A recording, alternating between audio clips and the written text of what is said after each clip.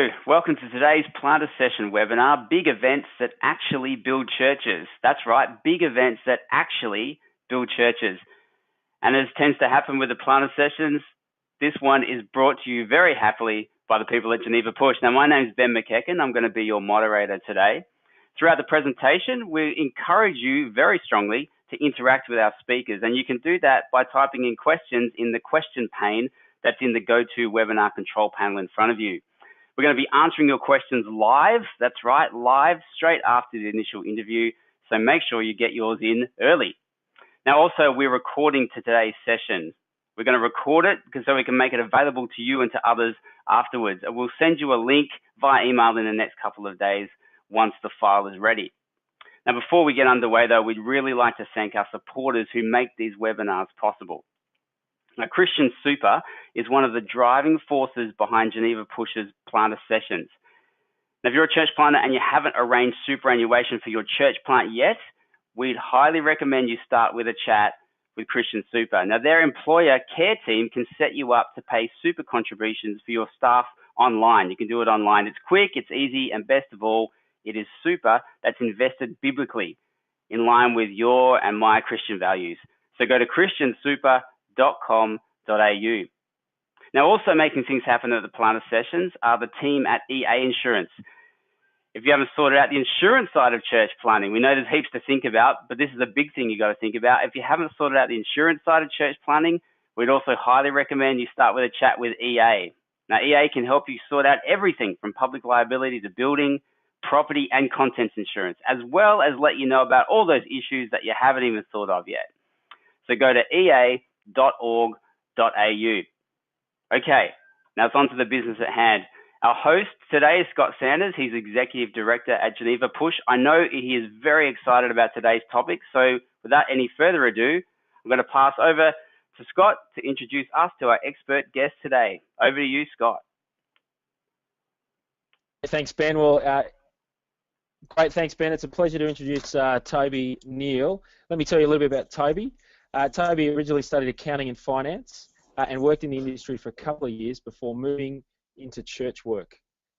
Toby's worked in a number of churches: St Philip's York Street in the city of Sydney, St Andrew's Cathedral right in the centre in the heart of Sydney, and Christchurch at Gladesville, where he did MTS.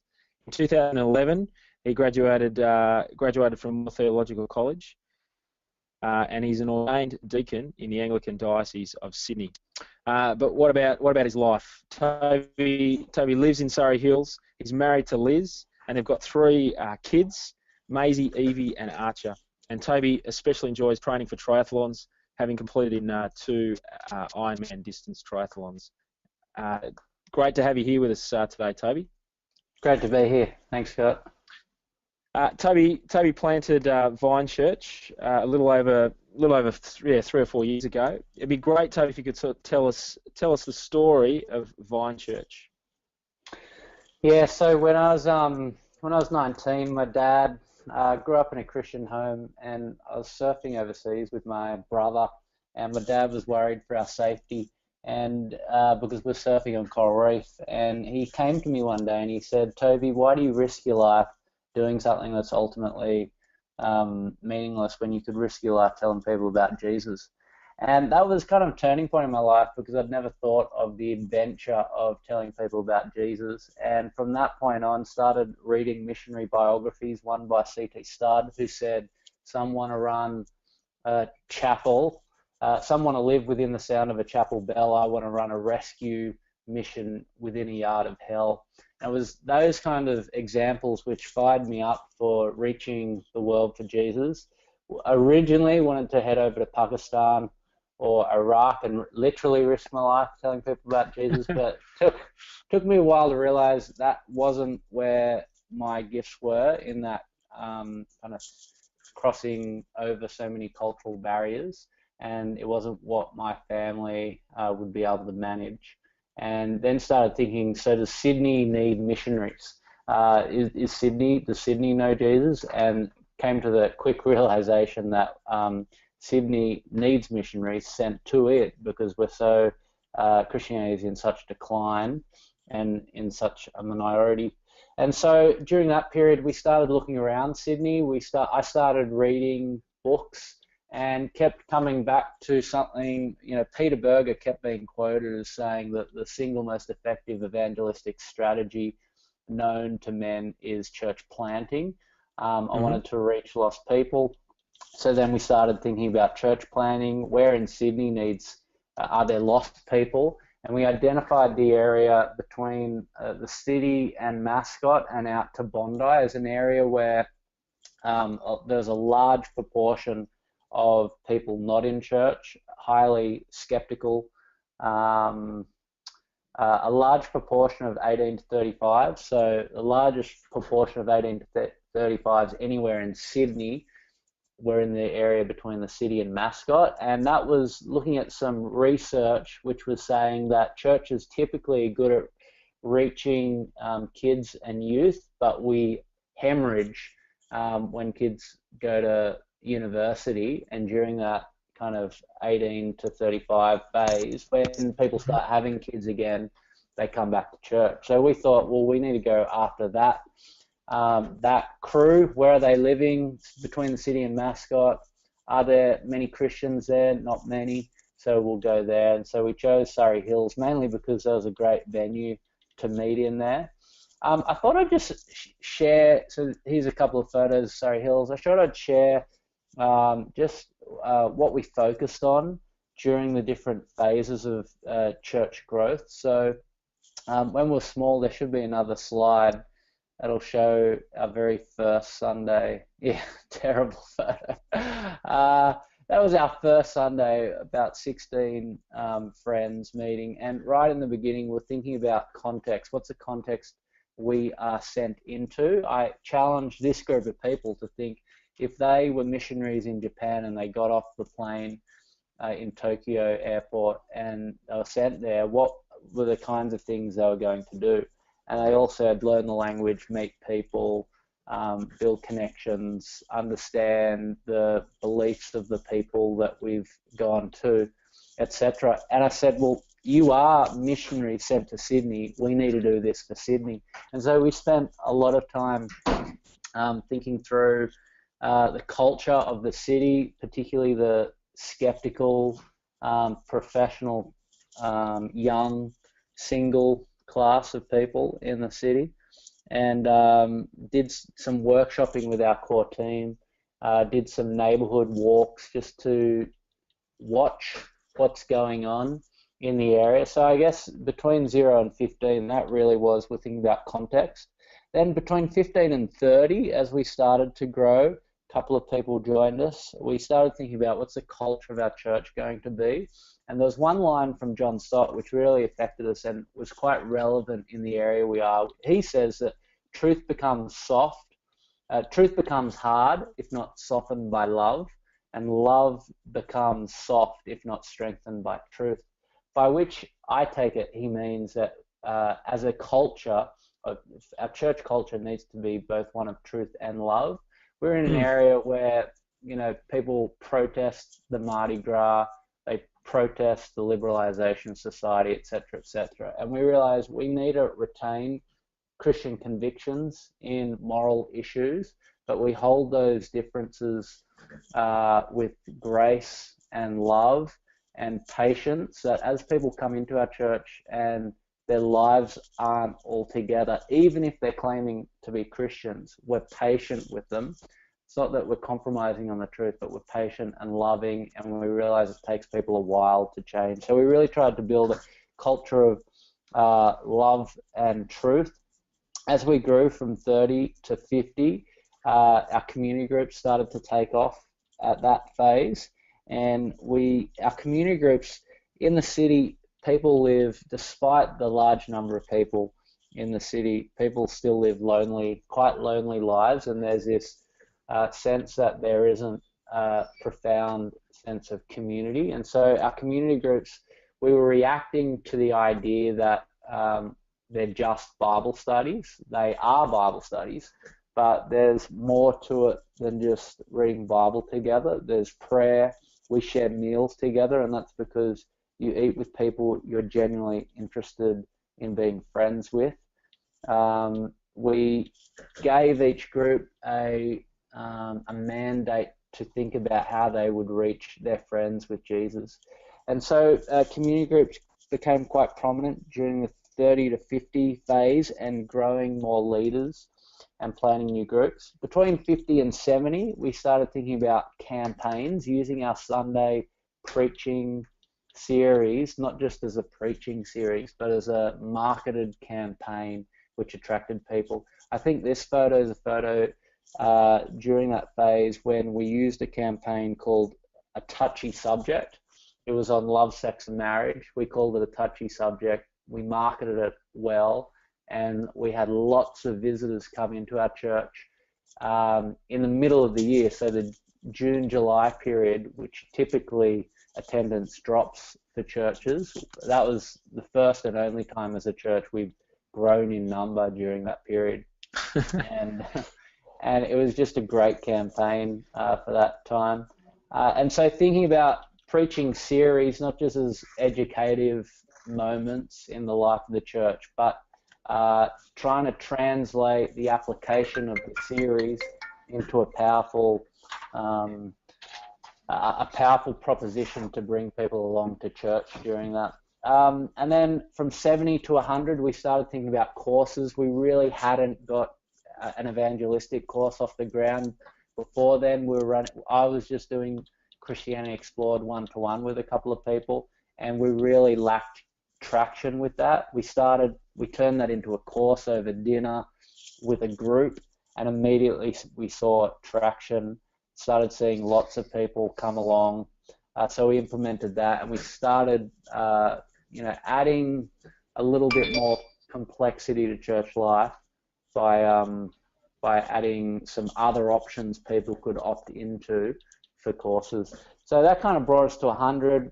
We started with context, 0 to 15, then started thinking about the culture of our church, 15 to 30, 30 to 50, we started thinking about community groups, 50 to 70 campaigns using sermon series as marketable reasons why people should come to church, and 70 to 100, we started thinking about courses. Great, Toby. That's really helpful to I guess, set it up in context, culture, community groups, campaigns. What would be really helpful, because there's a number of guys I know that are listening who have either just launched or are thinking about launching in the next 6 months. What would be great is just to spend really a brief amount of time thinking back to the 0 to 15, 15 to 30 size, and letting us know how you've built momentum, during the lead up to that public launch phase. So the lead up to actually sort of, putting the sandwich board out the front and saying, we're a church where we're going to meet. Yeah. Well, it's interesting, I watched some of the Geneva churches, and they punched through the 15, 30 barrier very quickly. Yep.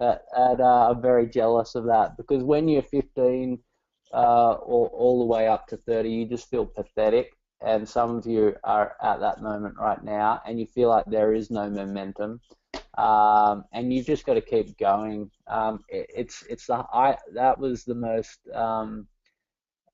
emotionally difficult time in church, because you just like, is anything going to happen? What's ironic though is if you add just a couple of people, you're growing dramatically, but you just don't notice it, because you go from 15 to 20, it doesn't really feel any bigger.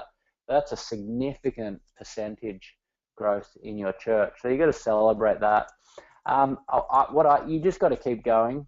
Don't stop. Keep doing the simple things. We really, in those early phases, we just said we got to do two things really well: Sunday service and our community groups. We didn't add really much else to that.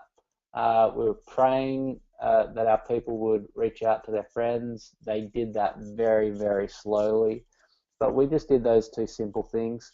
The other thing we helped our team is you've got to help your people imagine that life will be different from what it currently is right now. And I think our people did have an amazing imagination. You go back to that very first picture, it looks so unsexy, our church flat. It's a terrible photo. It was the hottest day in November. We were just sweltering in our lounge room, which was too small.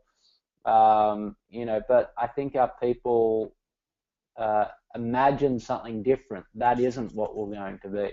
And so helping them imagine this may be where we're at, but it's not what we're going to stay at. And I think when you're able to imagine a future different, you're able to put up with a awkward present. It is awkward in the early days. You have one guitarist, music's terrible. I have a very low awkwardness threshold, and you just got to put up with it when you're young. Toby, great to hear. How did you deal with people who had a different imagination to the vision that you were sort of moving forward with? In that time, how did you deal with people who in your launch team said, well, actually, that this is how we're going to do it. I actually really want to stay in the lounge room. I don't want to move to the community centre. How do you deal with people in your launch team that are like that? We just didn't have them, to be honest. So I don't know. I mean, one of my things is I believe evangelism happens relationally over the long term. And my sister Hayley Neal, she used to be an evangelism pastor and mission pastor, and she loves getting out into the community, doing new events. And I think I'm all for that, but I just think the basic thing is just do life simply. Pray for your non-Christian friends, create connections with them, with your church friends. Preach well on Sundays for both Christians and non-Christians, so that your Christians know how to speak to non-Christians, and so they're comfortable bringing people to church, and then get Christianity Explored running well. But they're just the really simple things we did early on. We had some of our team were like, we should be getting out there more. And I wasn't against that, but the amount of energy that is required to get people out into the community, I just didn't think it was worthwhile. I'd prefer our people to just spend time socially with each other's friends. And so during that phase, whenever I got invited to a party, an event, an art gallery showing, whatever it was, I'd go to every single one, because I was trying to create meaningful connections to build the sphere of influence and the number of connections with each people's friends. The other thing I did was I mind mapped everyone in our church, and then I mind mapped who their non-Christian friends are, and I'd pray through that mind map a couple times a week. And I stopped doing that when the map just became too large and we had too many people join our church. But early on, that was really, really important, I think. The other thing, building momentum, is that I'm not sure whether Ben was able to get this slide up, but when you're a small church, you have unique benefits which large churches do not have. And that is the sense of family that you have during that period is very, very powerful. So a small church grows through there. It's attractive, a small church, because it's warm, the relationships are close, new people aren't just numbers, they are names. There's no program going on, it's all profoundly relational. And that really is a very powerful, attractive thing in the life of the church. And so I think when you're small, you've got to capitalize on that. There's this slide, I don't think we can get it up, but imagine a quadrant, and in the bottom left quadrant, that's a family-sized church, 3 to 35. Move up just above that in the quadrant, that's a pastoral sized church, 35 to maybe 100. Down in the bottom right quadrant, you have a program sized church, kind of 100 to 300, and then in the top right quadrant, a large church, 300 plus. And I can't remember where I got this from, but when you're a family church, bottom left quadrant, you're an organism, and it's the congregation which holds the church together. So on the y-axis, congregation; on the x-axis organism. What that means is that when you're a family church, it's relationships with the people within the church that hold it together. As a pastor, you're not that important during that phase. It's the proximity each member has to one another. It's the depth of relationship. And so when you're a small church, capitalize on that. Have dinners every week. Go out for barbecues. Spend lots of time. When new people come, invite them into the life of that. And you will, I think that's the dynamic for growth. When you move up into the next quadrant, which is a pastoral-sized church, it becomes more about your relationship with the pastor, which holds it together. So on the y-axis, you're in the pastor. You've moved from congregation holding the church together to pastor holding it together, and that's why many pastoral-sized country churches around 75, they love their minister. He baptizes their kids, conducts the funerals, marries people, and there's a depth of relationship to that guy. Now, you'll never grow out of that if the pastor is the most important person. So to get down into the program-sized church, where you're moving from organism to organization, you've got to start running more programs that don't depend on you, and you've got to lift the body of Christ to be doing more. I found that helpful because in the early phase, your family church, what really matters is the depth of relationships between the members. So capitalize on that. That's right. That's really momentum. That's really helpful, Toby. I think it's helpful that you're getting us to think into the size and what that means for how we relate, and how you as the church planter relate to your launch team, and then to the congregation, and then to the growing church. Really helpful to think about Sunday service, community groups, prayer. I've just been reminded again, hearing about Bankstown City Church this morning, just sort of a month on, the importance of prayer, and you're doing that personally, but I'm sure you're probably sharing that mind map with the whole group to say, hey, I'm praying for this group of people. I want you to be praying as well. How important have celebrations been then for building Vine Church? So you haven't talked much about that, but how important have celebrations been for building Vine Church? Yeah, just one last thing on the former point. There's an article by Rick Warren called "How to Break Through the 200 Barrier," and there's an article by Tim Keller, "Leadership and Church Size Dynamics." There's a strange similarity between those two documents, but both of those will go into the dynamic of being a small church and how to benefit from that. So we'll link to them on the Geneva website, we'll get all those up on the website. And we'll also post that quadrant on there so you can see that. But yeah, celebration is really important, and this is one of the things both Keller and Rick Warren talk about, that when you're trying to grow, I think this is Rick Warren, he says, why not break a couple of growth barriers at the same time? So we were a church of 30, and we wanted to break a couple of growth barriers. We did our public launch when we were a church of 30, and we had over 150 people in attendance on that day. Now, when you go from 30 to 150, the following week we dropped back down to 40, right? So it wasn't that successful. But what that did for our church, a number of things. First thing is that you're training your people to think big, and you are showing them what they should be imagining. So I've spoken about the importance of helping them imagine. When you run a big event, they suddenly see what you've been trying to help them imagine. So we had our birthday, 150 people there. They can start to imagine church as 150 at that time. The other thing you're training them to act bigger. So when you're a church of 30, you need very few systems. When you're a church of 150, you need a lot more systems. And so it forced us to think, okay, when we're a church of 150, what are we going to need? Well, we need to do it next week because we're running an event for 150 people. And so you've got your follow-up processes. You've got, the bulletins which you're printing, PowerPoint, setting up. We provided food on those events. So what it did is that we took our ministry teams, which are just plodding along, and then we throw in this catalyst, this stressor, which is we're going to be, I can't do the percentage, 5 times the size we are now next week.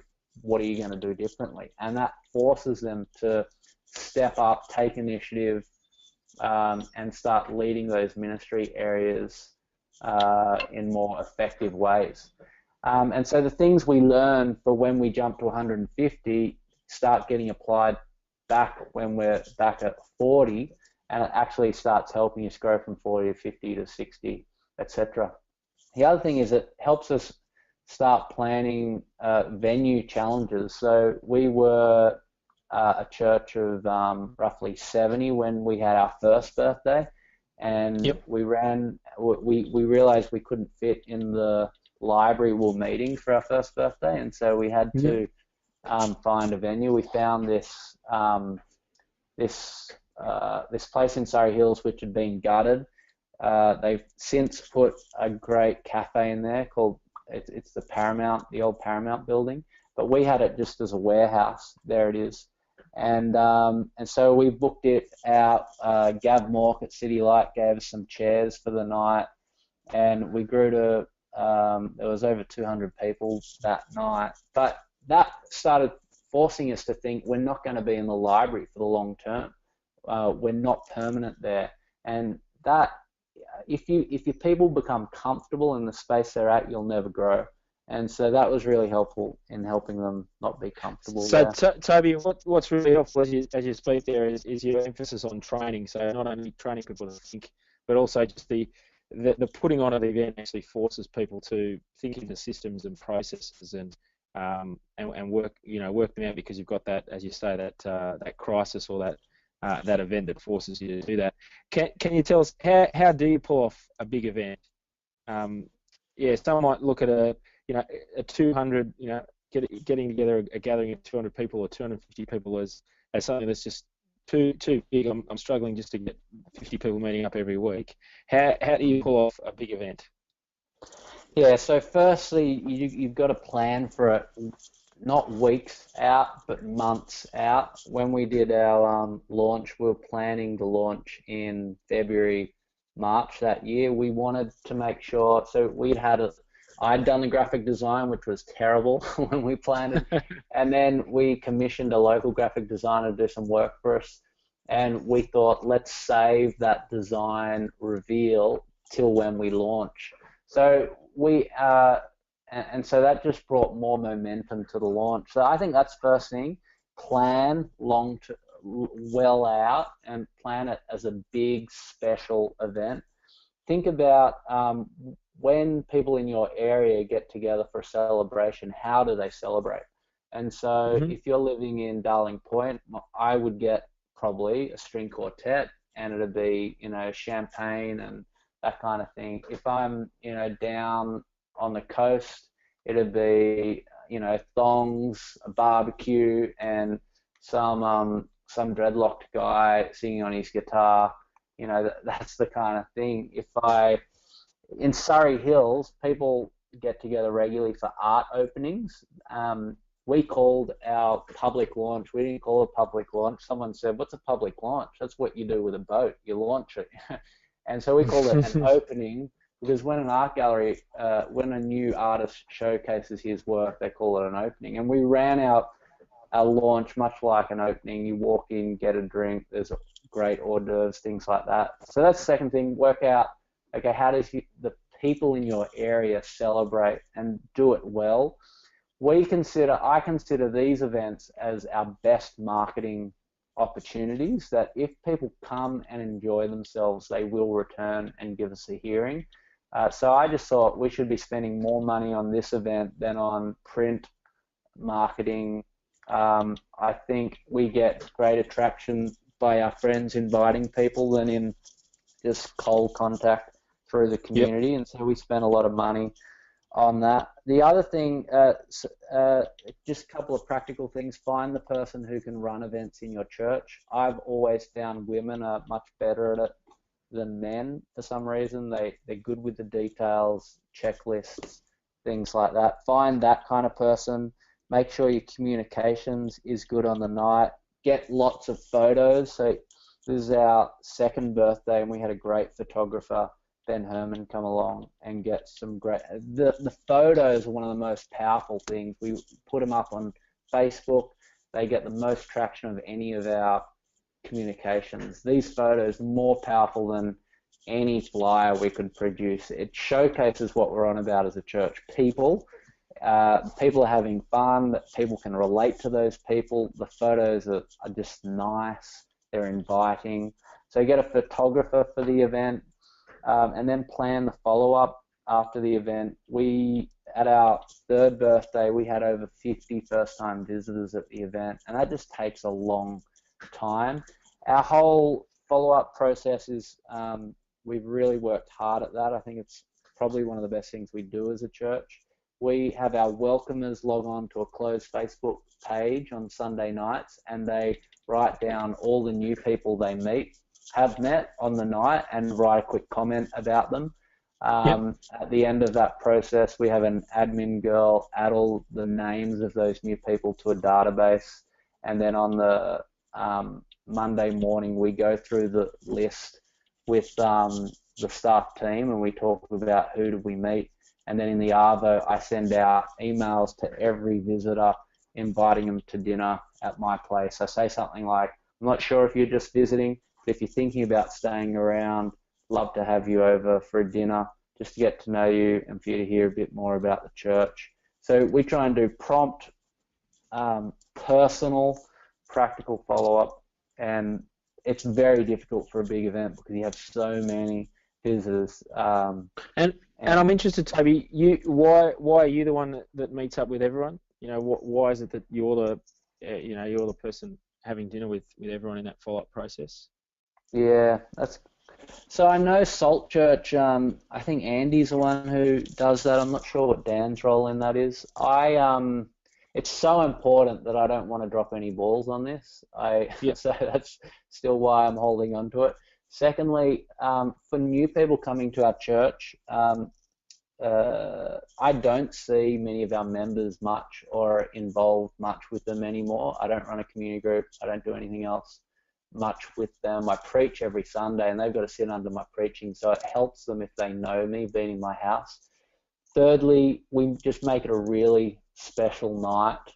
I think I'm the natural one to invite them along, even though I may not have met them on the night. They've heard me speak, and so it's natural that they get an email from me and an invitation to my home. Even though I don't know them, they do feel like they know me because they've heard me speak. And fourthly, I try and cast vision, and I'm casting vision at these newcomers' dinners, not just for the Christians, but we get a mix of non-Christians and Christians at them. And I want to say something to both of them, that Christians, we're on mission, but non-Christians, this is a great place to explore God for the first or second time, and so we're glad you're here, kind of thing.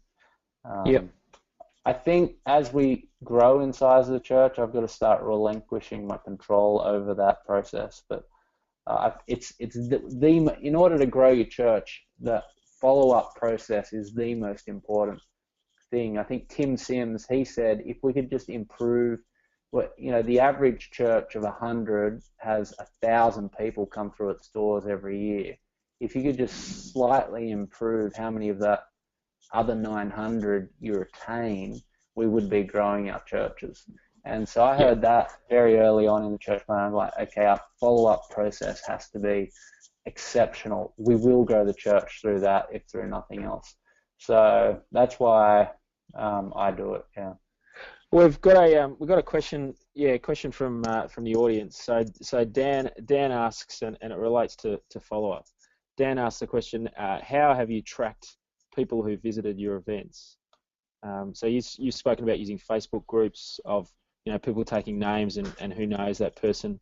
I presume you use some sort of card that you would ask people to respond to, but how effective is that in terms of getting people to fill that out? Can you tell us what's behind the system? Is it just an Excel spreadsheet, or how do you track people? Yeah. So we do use response cards at church, but it's probably 25% of visitors respond that way. So it's very small amount. The way, so I try and get around to every visitor, and as soon as I scan the room and I write down on my phone, girl chatting to Sally. I know Sally, and so then after the night, I'll send Sally at our church a text saying, notice you're talking to this girl, what's her name, what's her story, can we do anything to help her connect? So yep. I do that, but then I've trained up our welcoming teams to be doing that. So we probably have a closed Facebook group of about 20 to 30 welcomers, and every Sunday night they'll just log on and write in the name of the person they've met. Other people will comment. If I see someone but I don't know who they spoke to, I'll put a post on that. I noticed an older couple there on Sunday night. Literally, I did. I wrote that up. One girl responded, "Oh yeah, that was my parents." And so that's how we do it. All of that data then goes into our database, which we use Elvanto. Mm-hmm. And when it goes in there, a people flow is created, which says send this person an email. If we've got their email through a response card, I'll send them the email that way. If they've come through a friend, which the vast majority have, I send the friend an email saying, great to have your friend there on Sunday. Could you pass this on to them? And then under that, I say, hey, John, it was great to have you at church on Sunday night. I hope you found it relevant and meaningful to your life. Not sure if you're just passing through, but if you're thinking about staying, I'd love to invite you to dinner at our place with some other people who are new at church at the moment. We're having people over on this date. Let me know if you'd be interested. Finally, we've got this new series starting next week. It's going to be awesome for these reasons. Hope to see you there. So notice what I've done there. I've given the personal invitation. I want people to know that the culture of Vine Church is about people, and we care about this person, so they're getting invited to my place for dinner. And then secondly, I'm giving them a reason. If they're like, no, I don't really want to go to your place for dinner, that's intense, but I'm giving them a reason to come back to church the following week. And I'm telling them not just that we're doing a series on the Holy Spirit, right, but I'm selling that series in a way that will benefit them. So I'll, couch it in that language in a marketable way. You mentioned being prompt as well. I'm thinking you preached your guts out on Sunday. You've had people over for dinner after church. You've probably done your sermon prep late on Saturday night, so you're already tired and backed up. You're getting onto this on Monday, or you're getting onto it on Tuesday. Is that right? How do you keep yourself accountable? How do you make yourself do this as part of your regular workflow and regular week pattern? Yeah. In the early days, I'd do it Sunday night. I'd get home, I'd look at the cards and respond. And I remember one girl saying she got home and there was an email from me sitting in her inbox inviting her to dinner before she even got home. And she just said that was it, So that was pretty creepy. That sounds pretty creepy, really, doesn't it? But I try and get it done by Monday Arvo. Al Stewart used to say your follow-up loses 20% effectiveness every day since the event. So you've almost lost the effectiveness by Thursday, Friday. So I do it Monday. You've got to do it straight away. It's got to be prompt. It shows you care about them, you're interested in them, you want them. You've just got to do it on the Monday. Yeah. Yeah. Okay. Good. Well, I got another just another question from Gavin, and he asks, why do you think events are key to mission? What are the successes and failures that have led to your methods? I mean, it sounds like everything's gone pretty sweet, and it's all been pretty good. Why do you think events are the key to mission? Yeah.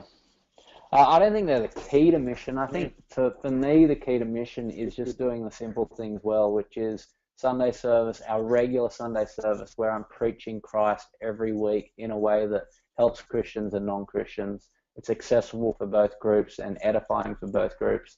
So our Sunday service and then our midweek community groups at their places of growth, care, and thinking about how to reach one another's friends, and then our Christianity Explored course, which is a place where people get into Mark's God. Now, I think those three things are the key to mission.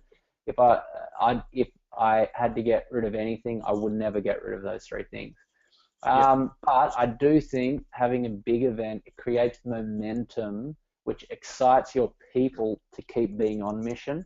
You can lose excitement about what you're doing in the city, but a big event reminds people why they're doing what they're doing, because they're seeing so many new people come in and they're like, wow, so we can do this. I think there's this sense of despair among some churches, which is we've never seen church grow, and I think this just helps people with that, and like, no, God can really save people and bring people to church. I think the other thing, I just think they're great tasters of what you're doing as a church. So we've had people come along to them in the past, not Christians, and they just say, I'm not a Christian, but I had an interesting and good night, and that's led them to come back, a year later when for some reason they're like, no, I need to explore this more. We've had countless people like that. It combined with a flyer that goes into letterboxes. So we had, when we launched, we had a guy living in Surrey Hills who wasn't connected to a church, who came for the first time, had a great night. Second week, he was already on the sound roster and has been committed to our church since. It just creates opportunities. It inspires your people. It showcases what you really value as a church. So we have great food and drink.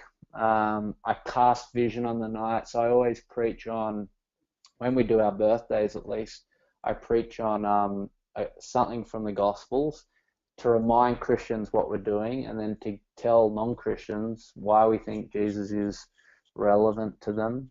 So there's a couple of reasons why I think it helps build momentum as a church. Not sure whether it's necessarily key to mission, but definitely it's not an either or. Often events and programs are pushed to something that gets in the way of doing mission and personal evangelism. You're saying we've got to do both, and here's how events are helpful in that process of growing your church. Just a sort of a follow-up question just on the whole discussion about follow-up and tracking. Nick just asked. I just want to confirm and clarify, Toby, that you use closed Facebook groups for those sort of comments and discussions about closed, just from a privacy policy point of view. You want to be really careful about making sure that that's not a public discussion. That's helpful. Good. Mike asks another question. Any particular advice for relatively time-poor churches? So it sounds like Mike's got a church that's got 50% young families and 50% elderly folk, so elderly people. What's your advice, for a church that's got relatively time-poor people? Yeah, good question. I think you got to work out how the celebration, what celebrations people in your area use to celebrate. So one of the other reasons we celebrate is because it's an opportunity just to showcase and recognize the good things God's done among us. So you want to celebrate what God's done among you with non-Christians present. So like, okay, these guys are excited. Wow, stuff's happening. So think through, okay, how does people in your area, how do they celebrate? And then you just got to do that. I think, if they're time poor, maybe you pay caterers to come in and cater the event.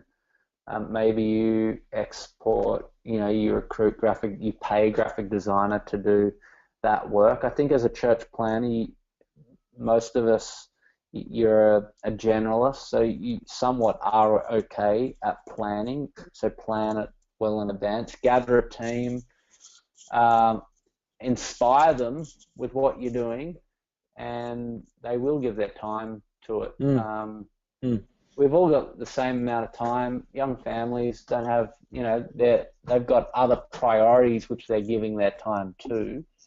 But I think inspire them with the vision and they will buy in. But then if you really don't have the people to do the stuff, pay for it. I think churches spend a lot of money on print advertising. And in my mind, having a great celebration is more effective than print advertising. Getting some great photos from that event is way more effective than print advertising. So you made the comment earlier that, in terms of the how of getting a big event together, you actually spend money.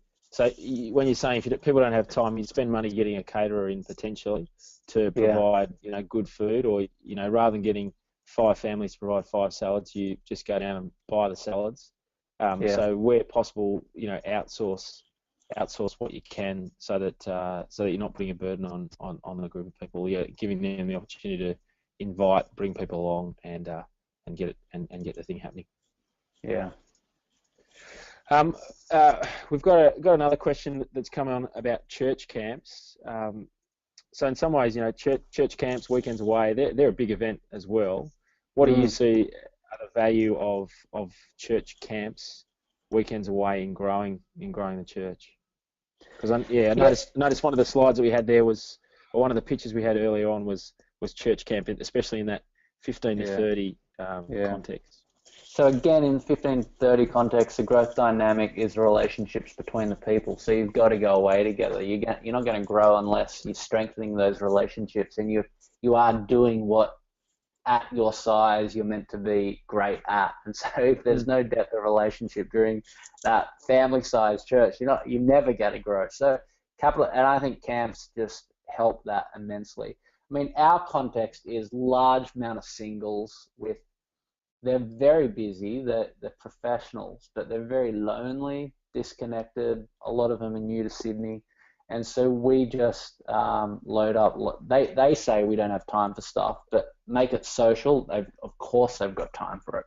And so we do weekends away. We've got ours coming up in 2 weeks, start of the year, and that's because we've probably had about 20 people join our church in the last 2 months. And therefore we think, how do we get them belonging in our church better, knowing more people, more connected?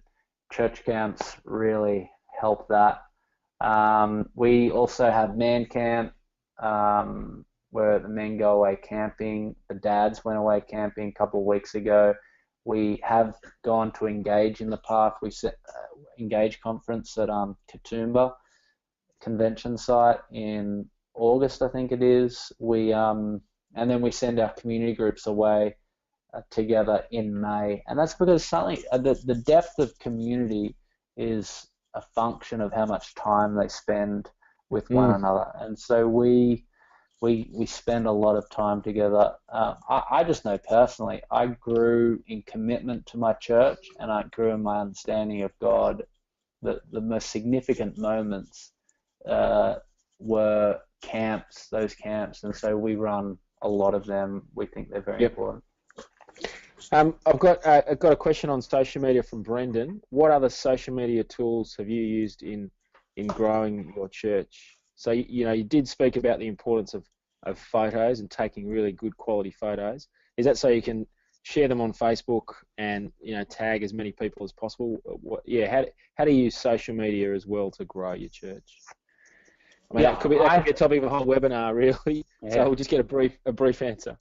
Yeah, I think the photos, tagging them. We had baptisms 2 weeks ago, and we got some photos. I took them. They weren't very. Oh no, I had a guy take them on my Canon 60D, which is an okay amateur camera. So the photos weren't amazing. They were taken on an alright camera.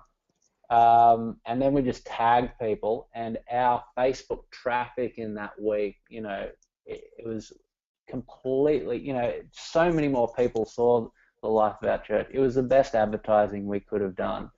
Mm-hmm. It was all natural and organic advertising rather than the stuff you pay for, which you're not really sure who's seeing it. So people who are seeing these photos are friends of our people, and they're the people we're trying to reach. So for our demographic, who are mostly on Facebook, that's the best possible advertising. We use Instagram. our problem is we don't have any fantastic photographers in our church, so we've always had to recruit photographers. This year we're trying to set aside more budget to get photography happening at a number of our events, because you'll see this is a photo just from our second birthday, and that was the best event that we've got photos from, and I just overuse those photos because we don't really have great photos for anything else. So Instagram's the other platform that we'll use. I've kind of stopped using Twitter, but again, Instagram, great photos on that, I think are very effective. Yep. Great. We've got time probably for 2 more questions. So I want to ask a question, Toby. What would you have done differently? So thinking back over the last 3 years, some of the big events, celebrations that you put on, what would you do differently? For events, to be honest, I think this is one of the areas we've done quite well. I actually can't think of too much which we'd do differently. Okay. Well, let me push forward to our final questions. Just one more thing, actually, there. Well, I mean, one of the other things I haven't mentioned, if you go to our website, unchurched.com.au, we showcase stories on the night. So we've got a video guy at our church, and every year he makes a video called 1 year in or 2 years in or 3 years in. He interviews a couple of people at our church, and then we launch that video on that event, and then it goes onto our website, and that just showcases the stories in a great way. That video also very powerful marketing tool, but interesting. I think it's an amazing video, but interestingly, it has less traction on Facebook than just our photos on my dodgy camera from the baptisms last week. That's kind of weird, but it's a very powerful landing page. Which is encouraging, for a church that doesn't have a lot of creatives, or for a church that doesn't have those resources. Again, you can just use your iPhone or your smartphone, take some photos, use some of the filters, get it out there, or just that could be just a job of some person, a volunteer in the church who can actually have a great impact on seeing that church and the church community get more press and get more. Maybe just invest in a good camera for the church. Spend $1,000 and get a good camera. And some of those you buy a good camera. Anything you take looks good. So So final question is just around Easter and Christmas, and it's probably a good time to plug our next webinar. So we've got a webinar coming up in April with Ed Stetzer, talking about the relevance of Easter and Christmas as gospel proclamation events. There's the opportunity to sort of put Jesus out there. Michael's asked the question about Easter and Christmas events. Should we hold that? The question is: does Vine use Easter and Christmas as big events? How effective has campaigning Easter and Christmas been in Vine's experience? Because Toby, you've talked lots about the birthday or the preaching series, but you haven't talked about Easter and Christmas. How important have those been for the church plant? Yeah, it's just a product of our community where young single people are away on long weekends at Christmas. They go home. They're just not around. So these events are far less important for us. But if we were a local community church, in the suburbs, Easter would probably be big. I'm not sure. I mean, they're our kind of, if our birthday is a primary big event, Easter and Christmas, they are our special events when we think about them. But yeah, we don't put nearly the effort into them. The other thing is, Christmas and Easter, you're showcasing something which is somewhat predictable to the people, to non-Christians coming, whereas a birthday, what you're showcasing is God is at work in people's lives. And isn't it remarkable? We're in one of the most secular areas of Sydney, and yet we started with 16 people and now we have 160 people. How do you explain that? All the stats say this church shouldn't exist, that people who are young in the city are not interested in God, and that just isn't true. Why are they interested in God? And then, you launch with that in your sermon, and then people are like, okay, I want to know, why are people here finding Jesus relevant? So whereas Christmas and Easter, you don't get the opportunity to make that point. So I find the birthday very easy evangelistic opportunity, because you're more showcasing the way Jesus is changing lives than Christmas and Easter. People think they know what it's about. So yeah, great. Well, Toby, I really appreciate your time with us this morning. Thanks for your honesty and your openness, just in answering the questions that have come through. I'm going to close just by praying for you and for Vine Church. Heavenly Father, thanks so much for your love and your goodness. Thanks for the way that you have worked through Toby, through their core team, for their launch team, the way that you've worked through the lives of the people at Vine Church. We're just so thankful for the new life that has come, and we want to ask and pray that you might, in your mercy and compassion, draw many more people in Surrey Hills toward you, and we pray that in Jesus' mighty name. Amen. Amen. Thanks for that, Scott and Toby. Wow, I've just had to put my pen down and my hand's a bit tired because I've been taking way too many notes throughout that huge discussion on big events that actually help to build churches. Wow. Thank you, Toby. Thank you, Scott, for that. We hope you benefited as much as I did. I hope you benefited from today's planter session. Before we go, I'm just going to do a quick plug for that webinar that Scott's already mentioned. It's coming up on the 8th of April.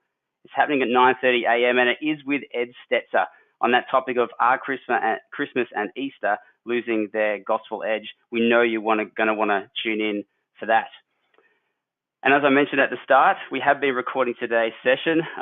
I was taking my notes furiously because when I go back to access the file again later of this entire webinar, I needed to know which point I had to dive in again to find out more about culture and community and campaigns and those kinds of things. I hope you took your notes as well. So when we send you the email for the recording of today's session, you'll be able to dive straight back in at all the helpful points where Toby was discussing the big events that actually build churches. And that email will be coming to you in the next couple of days about when the recording will be made available to you. And finally, we just want to thank again our great sponsors, EA Insurance, who continue to put their support behind the planter sessions. Now, EA helps out hundreds of Christian and community not-for-profits with their insurance needs. So again, we can't say this enough. If you have insurance questions for your church plant, Geneva recommends you get in contact with EA. Go to ea.org.au. And of course, we also want to extend a huge thanks to everyone over at Christian Super. Christian Super, they help out more than 6,000 churches, schools, Christian-owned businesses, and not-for-profits with their superannuation needs. So if you and your church plant have any super-related questions, we recommend you get in contact with them. So go to christiansuper.com.au. Now, to finish up, on behalf of our guest Toby Neal, our host Scott Sanders, and the whole team at Geneva Push, we just thank you heaps for joining us today and taking time to be part of big events that actually build churches. My name's Ben McKecken. We hope you have a fantastic day.